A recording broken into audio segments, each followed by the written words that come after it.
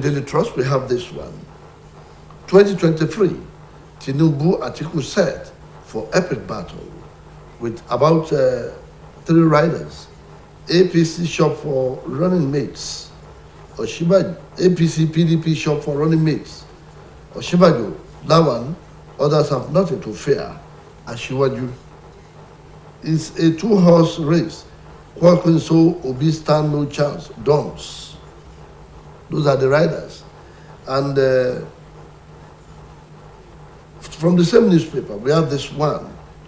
2023, tension blooms nationwide. The Chief of Army Staff, that is credited to the Chief of Army Staff. And we also have here, presidency, Kwakunso picks NNP's ticket, vows to restore Nigeria's glory.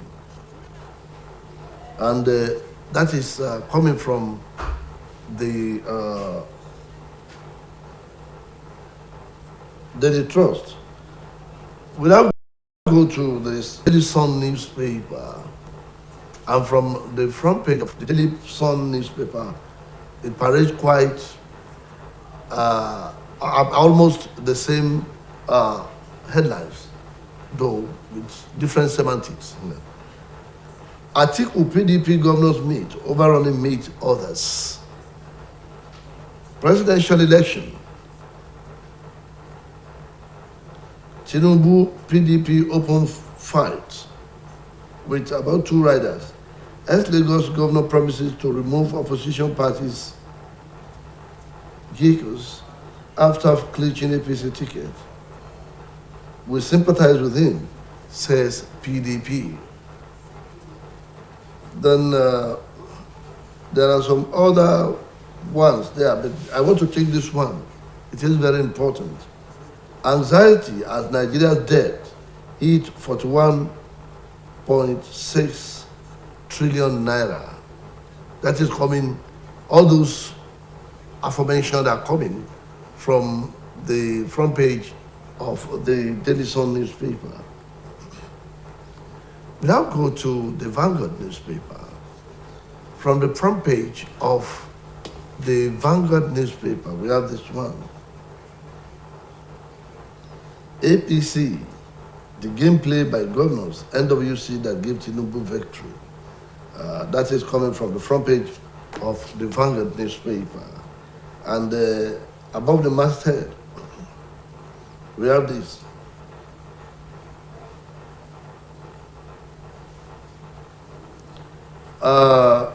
Narrow-minded politicians' greatest threat to Nigeria's civic space. Kuka Center. Slain Kaduna Reverend Father buried without corpse. Nigeria spends 896.7 billion naira on debt servicing in Q1 of 2022. And my guest is already seated here, Barrister Kayode Adebisi. You are welcome to the program. It's a pleasure. Yes, today's program is very historic, as we shall be taking certain political stories. The gameplay by governors, NWC, that gave Tinubu victory. How will you react to this one? It's from the front page of the Vanguard newspaper. Well, it's a very interesting scenario, considering what has transpired before the D-Day. Thank God that the party was able to manage their internal conflicting interests in the best interests of Nigerian people and the party itself. Had it been that the so-called consensus had been able to say true, then there would have been an implosion by now in the party. But the spirit of democracy and constitutional order, the wise council actually prepared at the end of the day. And that is what the essence of progressive politics should be. So it's a plus. What they call progressive politics? Yes, that's the essence of progressive politics. That is, you allow the due process and democratic voice of the people to be heard. And people say it And is so almost louder. It is almost unprecedented. Because before now, it has always been consensus, picking here and there, that the progressive class of the Nigerian political class are not so accustomed to primary election. But when it comes to presidency, there was never in any Nigerian history that, even during the MK Abiola primary election, Atiku participated, the other member of the party participated in the SDP. Where Abiola was elected. The defunct SDP. In the defunct Republic. During Obasanjo too, Atiku also participated. But it was prepared of some that at least he should consider the interest of the Southern. I think that was the only occasion when he withdrew on his own for Obasanjo. That's why he was nominated as vice. But other presidential primary, they have been a contentious one, from Yar'Adua to Jonathan or to Buhari in 2015. It was keenly contested. Rocha participated in 2015. So it was in 2019 that I think Buhari was more or less, was not opposed. But nevertheless, they still went to the primary to fulfill righteousness. That's how it should be. Yes, we go to this story on the front page of the Vanguard newspaper. Nigeria spent 896.7 billion on debt servicing in Q1 of 2022. Debt servicing. So it's not a palatable story. That's the area the president has not been able to find lasting solution to. That means the economy is not performing as expected. Our exportation is very low. It's when you export that your currency will be very solid, and you increase the local industry. But it has shown that it's one of the challenges for the incoming president on how to turn around the economy. Not just turning around, but it must be very immediate. There shouldn't be procrastination, there shouldn't be delay. Consulting the cabinet should not take 6 months. Unlike Buhari, at the end of the day, what did he actually achieve in terms of economy? Now coupled with the insecurity that now compounded the whole thing. So it's not good omen for us to be servicing debt with that huge amount of money. Not to talk of other commitments that millions of naira, billions of naira will be committed to. Our killings. I'm still talking from the front page of the Vanguard newspaper. Our killings. Market women protest. Rain causes on killers. This is a very contentious issue, and it has attracted global attention because it was debated in the House of Commons in Britain. Your reaction? It's very, very unfortunate. To my best of my knowledge, I don't think we have had a scenario or event of that nature in the southwest of Nigeria, as far as I know, except that of Igangan, where in the Sunday Igboho and others when they have to protest. But in the far north, Akure, for that matter, in Ondo State, right, particularly in terms of the nature and the manner they executed their dastardly acts, right inside the church, just like T.S. Eliot, a poet, said that a murder in the cathedral. This is a mass murder.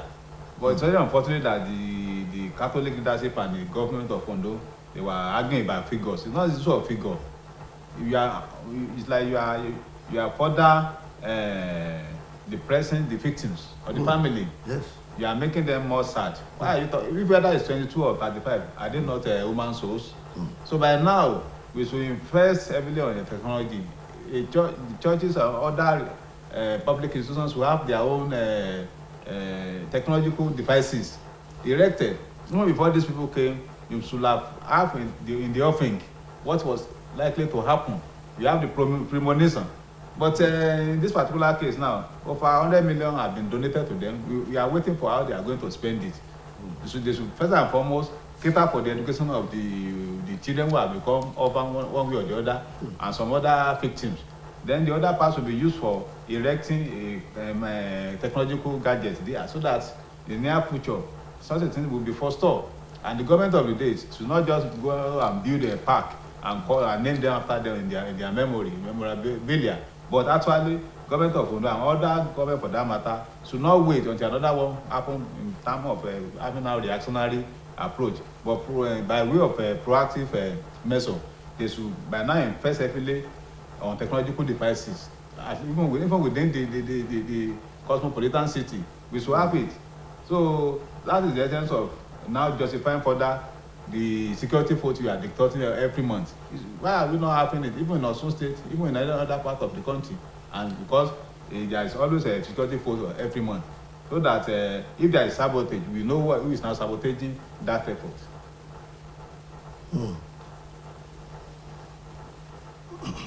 Let's go to another newspaper. This time around, it is the Guardian. Tinubu inches closer to lifelong ambition. Your reaction? Well, it's just what they have just seen now is an evidence that his mandate is Nigerian mandate. And the lesson is going to be interesting. There are issues on ground, issue of whether or not a Fulani should transfer power to another Fulani from the north. The issue that the northern governors, at least majority of them, have agreed that powers will move for the south. The issue that sections of a country have considered themselves being marginalized, and as a result of that, they broke away from the PDP and they formed Labour. I'm talking of the Southeasterners, whether or not they are going to have the block vote for their Peter Obi, and that will have a catastrophic effect on the vote of PDP, the overall calculation. So I know as far as Southwest is concerned, is 100% APC a strong vote. So and the North will now be the base for between the PDP and APC to slug it out. And from all indication, the Northwest is heavily APC. 2023 anger in Igbo land over APC PDP snub. That is coming on the heels of what we are witnessing now, especially the APC primaries.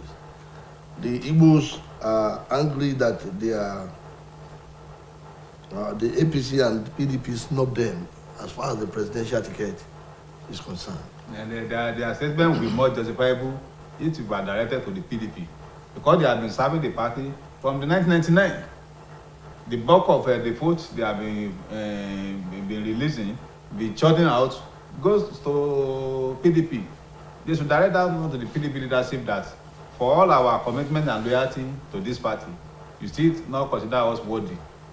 Instead of your own selfish and narrow interest that you want to rescue Nigeria by desperation. In the area in APC, they have no interest. They have no. They have no. The APC, the Igbos, they are even not, with people like Uzodinma, who was brought from the 4th position to the 1st. Yes, just a Imo State. Imo State. You cannot. We have 5 states in a southeast. Other states, except for that David Mai, who just cross-carpet to APC.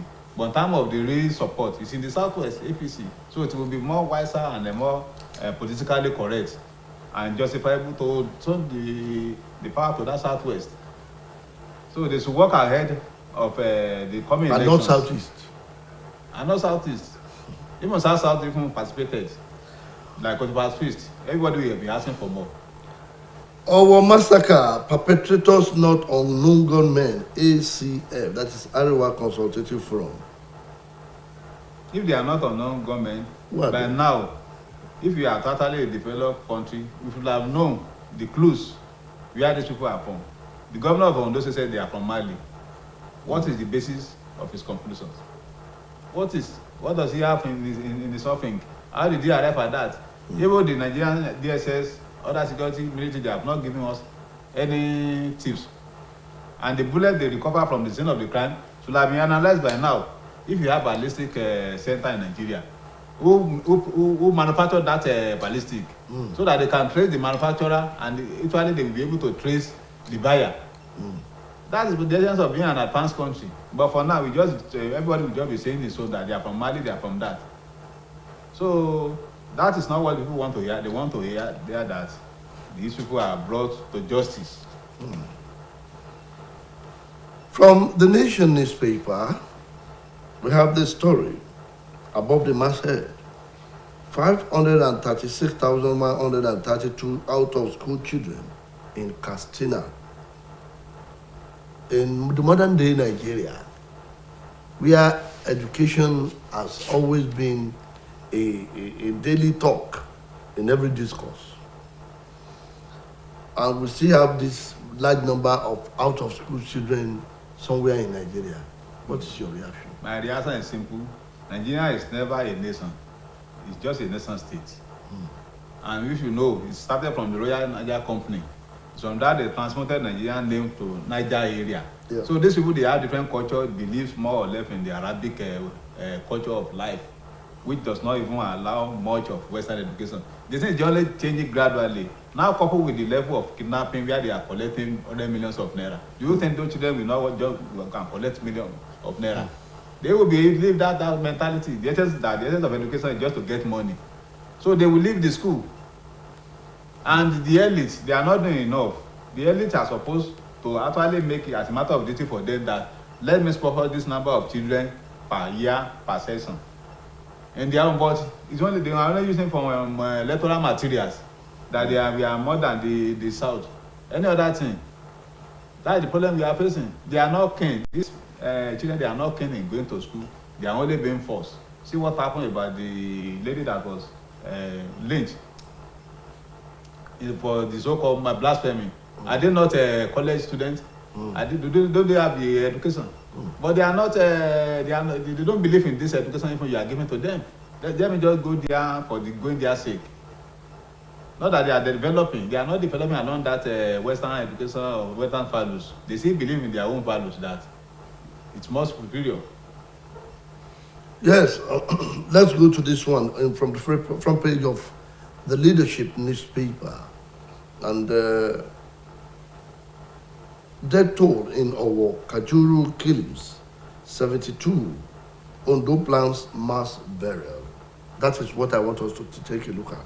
Mass burial. Are these people not identified by their relatives? I don't know why there will be mass burial when they are church members. They are not visitors. Even if they are visitors, you should know where they come from. Except those people that actually disguised and participated in that on that day. And those ones have left.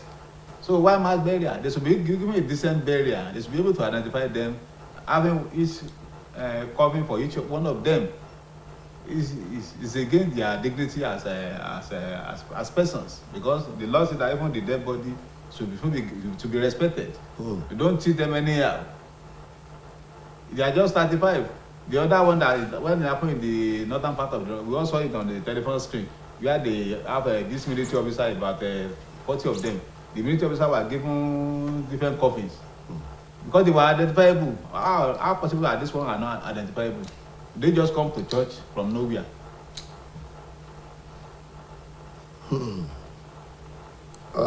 Let us go to this one. It's a political story from the front page of the Nigerian Tribune. And it says, Wike may be running mate to Atiku. The two of them were part of the that one is primary. It's a preposterous. It doesn't make sense.